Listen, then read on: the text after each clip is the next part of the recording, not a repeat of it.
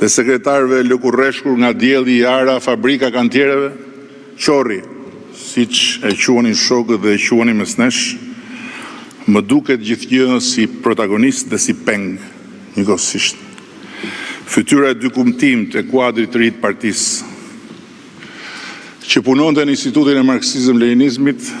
dhe e profesorit Garip të ekonomikut, që tregonte Barsaleta tallse për regjimin duke pirë raki dhe që luante Beatlesat dhe Rolling Stonesat me kitarën e tij.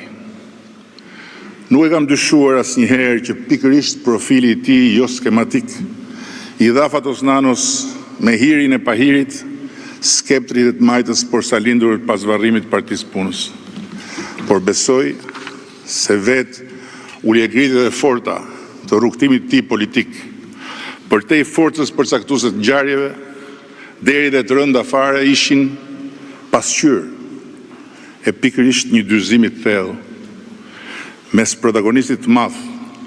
dhe pengut një detyre,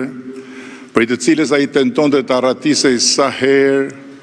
që t'i jepej mundësia. Por ama që pikërisht ai dyzim,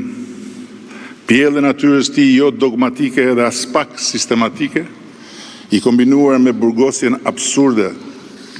e cila ekspozoi të gjithë dogmatizmin primitiv të pekmarsve, jo vetëm të Fatosit, por të vetë Lëvizjes Demokratike, që u bë fati i Partisë Socialiste dhe e bekoi Fatosnanon si lider